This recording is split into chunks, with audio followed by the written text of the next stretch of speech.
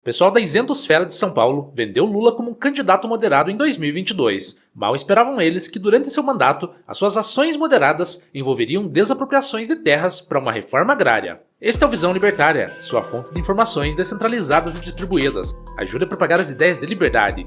Deixe o seu like e compartilhe com seus amigos. Um artigo seu pode virar vídeo aqui também, sabia? Este artigo foi sugerido por Peter Tem Mais Profissões que a Barbie, escrito por Jason Schmutz, revisado e narrado por Gordinho Caipira. A tensão no campo, envolvendo o movimento E Sem Terra, volta ao centro das atenções com o anúncio de um novo pacote de desapropriações. O governo de Luiz Inácio Lula da Silva pretende entregar terras, reacender o discurso histórico da reforma agrária e, claro, agradar ao MST, seu velho aliado. O ministro Paulo Teixeira, que comanda o desenvolvimento agrário, já confirmou que o anúncio será feito em Salvador, diante de uma plateia de cerca de 3 mil delegados do MST. Em 2026 teremos, dos 4 anos, a maior entrega, porque nós viabilizamos recursos orçamentários e extra-orçamentários para destinação à reforma agrária, disse o ministro. O momento é uma encenação cuidadosamente planejada para gerar impacto político, mobilizar a militância e resgatar laços ideológicos um tanto desgastados pelos últimos anos de críticas internas e resultados tímidos. Segundo o ministro, o programa já inclui 230 mil famílias e mais de 26 mil devem ser assentadas entre fevereiro e março. A velha história de trazer paz ao campo foi empregada no discurso, uma frase que soa bem nos palanques, mas que no fundo simplifica uma realidade muito mais complexa. Quando o governo promete paz distribuindo terras, é difícil não enxergar o populismo,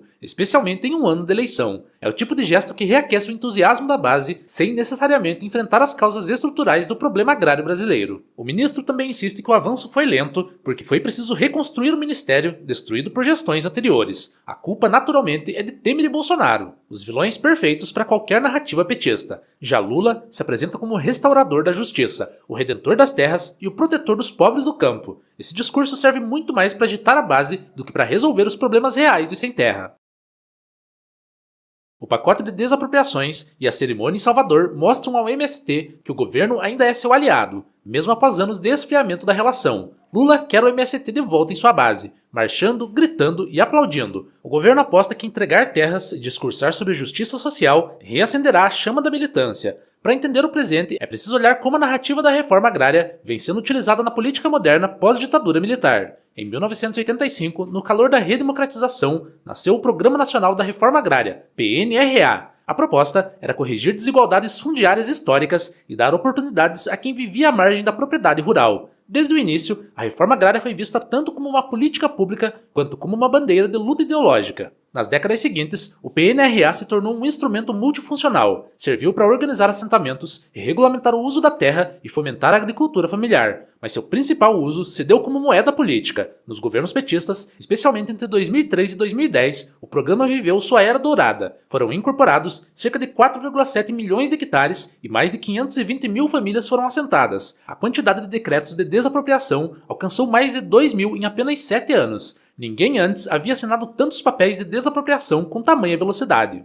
É claro, a esquerda celebrava esses números como conquistas sociais, enquanto o agronegócio os via como ameaça à estabilidade da produção. O discurso era sempre o mesmo: a terra deve cumprir sua função social. O problema é que, na prática, muitos assentamentos se tornaram áreas improdutivas, dependentes de subsídios e abandonadas por falta de infraestrutura. A utopia do campo socialmente justo se chocava com a realidade da má gestão, da corrupção local e da ineficiência estatal. Ainda assim, a narrativa política se manteve firme. O PT e os líderes do MST em especial usaram o tema da reforma agrária como um símbolo moral. O trabalhador sem terra virou o herói popular, a encarnação do povo oprimido contra o latifundiário opressor. Mas a verdade é que muitos pequenos produtores que realmente vivem do trabalho agrícola não se veem representados por invasões, acampamentos e confrontos.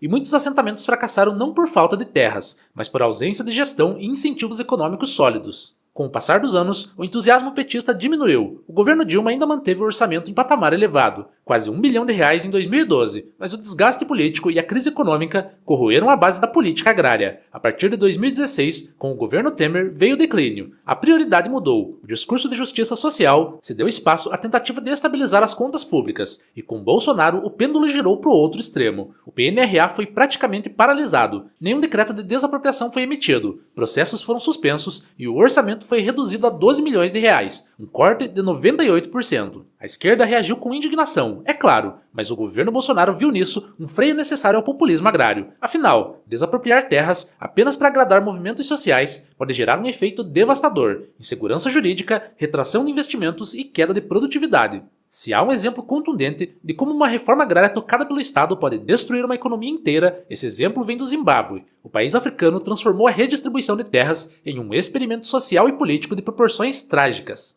Durante o período colonial britânico, as terras férteis estavam concentradas nas mãos de agricultores brancos, uma herança da dominação imperial. Essa injustiça histórica serviu, décadas depois, como justificativa para o projeto de reparação liderado por Robert Mugabe. O resultado foi uma catástrofe. A partir dos anos 2000, o governo iniciou uma campanha de desapropriação em massa. Mais de 4 mil fazendas foram tomadas, muitas vezes de forma violenta, e redistribuídas a cidadãos negros. O discurso de justiça social, soberania nacional e redistribuição das riquezas levou milhões de zimbabuenses a apoiarem as medidas de Mugabe. Apesar do discurso de igualdade, a experiência zimbabuense provou mais uma vez aquilo que George Orwell já avisava sobre regimes autoritários. Neles, alguns animais são mais iguais do que outros. Investigações posteriores mostraram que Mugabe e seus aliados tomaram para si cerca de 40% das terras confiscadas. Ou seja, o poder apenas trocou de mãos, ficando ainda mais concentrado, enquanto a produtividade despencou. Antes da reforma, o setor agrícola representava 40% das exportações do país. Poucos anos depois, a produção colapsou. O país que antes exportava alimentos passou a depender de ajuda internacional. Em 2008, o Zimbábue viveu uma hiperinflação surreal, de 500 bilhões por cento ao ano, uma cifra tão absurda que deixa a Venezuela no chinelo. O caos financeiro destruiu poupanças, dissolveu salários e transformou o país em um caso de estudo de como não conduzir políticas fundiárias. O colapso levou o Zimbábue à beira do isolamento, e desde 2000 o país acumula dívidas impagáveis com o Banco Mundial e o IMF, estando praticamente banido do crédito internacional. Metade da sua dívida, estimada em 21 bilhões de dólares, são apenas juros e penalidades. Agora, ironicamente, o mesmo governo que confiscou propriedades tenta compensar os antigos donos. Em 2020, um acordo de 3,5 bilhões de dólares foi firmado para indenizar fazendeiros expulsos. Recentemente, o país iniciou o pagamento de 3,1 milhões em Treasury Bonds de baixo rendimento. Uma compensação simbólica, insuficiente, mas necessária para tentar reabrir o diálogo com os credores internacionais. Críticos como Tony Hawkins, economista da Universidade de Zimbábue, chamaram a compensação de golpe publicitário, um espetáculo para a plateia internacional. E com razão, a economia segue em colapso, o governo continua endividado e a confiança dos investidores inexistente. Quando o Estado tenta corrigir injustiças pela força, destrói as bases produtivas que sustentam a própria sociedade. O campo não precisa de justiça ideológica, precisa de segurança, crédito privado, tecnologia e mercado consumidor. Essa lição foi aprendida pelos zimbabuenses da pior maneira possível. O Estado, por sua própria natureza, é incapaz de alocar terras de forma eficiente. Ele não entende o valor econômico de cada hectare, não tem incentivos para otimizar recursos e, principalmente, não sofre as consequências dos próprios erros. Quando o Estado erra, o custo é socializado. Quando o mercado erra, o prejuízo é individual e serve de correção. É por isso que soluções de mercado são, inevitavelmente, mais eficazes, pois permitem trocas voluntárias, ajustam preços de acordo com a demanda e estimulam o uso produtivo da terra sem recorrer à coerção. Onde há liberdade de negociação, não há necessidade de confisco. O problema do campo não está em uma suposta concentração natural de terras, mas nas distorções criadas pelo próprio Estado. Desde o período colonial, o poder público concedeu privilégios fundiários, sesmarias, títulos políticos, grilagem legalizada, subsídios e crédito direcionado. O resultado é um mercado artificial, travado, caro e juridicamente inseguro. A legislação fundiária e ambiental brasileira tornou o acesso a terras um labirinto burocrático, especialmente para os mais pobres. Quem quer produzir enfrenta cartórios caros, regras ambientais pensadas para latifúndios e uma ameaça constante de invasão ou desapropriação. É o Estado criando o problema que depois promete resolver. A insegurança jurídica, alimentada por décadas de intervenção estatal, impede o funcionamento saudável do mercado de terras. O medo de perder a propriedade por decreto ou invasões inibe vendas, arrendamentos e investimentos. A oferta de terra disponível cai e o preço sobe. É um ciclo vicioso alimentado por políticas, entre aspas, bem intencionadas, mas estruturalmente destrutivas. O Estado intervém, cria distorções e depois culpa o mercado pelas consequências da própria intervenção. Já está claro que a intervenção do Estado não é uma opção viável. Então, como poderíamos solucionar o problema dos sem terra em uma sociedade regida pelas regras de mercado no libertarianismo? A alternativa libertária é um mercado de terras livre, seguro e desburocratizado. A propriedade privada deve ser plena, inviolável e juridicamente protegida. Sem risco de confisco, o proprietário é naturalmente incentivado a vender, arrendar ou formar parcerias produtivas. Isso gera circulação de terra, reduz preços e amplia oportunidades. Ao invés de dar a terra, o Estado deve se retirar e permitir que as pessoas negociem livremente. Contratos de arrendamentos e parcerias agrícolas são muito mais eficientes do que desapropriações forçadas. Elas permitem que pessoas sem capital iniciem sua trajetória produtiva, acumulem renda e eventualmente comprem sua própria terra, sem violência, sem populismo e sem burocracia. Outro ponto crucial é o crédito. O crédito estatal direcionado, com juros subsidiados e critérios políticos, distorce o mercado e beneficia apenas quem está próximo do poder. O mercado financeiro é muito mais competente para avaliar riscos do que o Estado, e juros livres refletem a realidade econômica e não a vontade política. Por fim, é urgente desmontar a teia regulatória que sufoca o pequeno produtor. Exigências ambientais, custos cartoriais absurdos e burocracia incompatível com a realidade rural transformam o sonho da pequena propriedade em um pesadelo administrativo.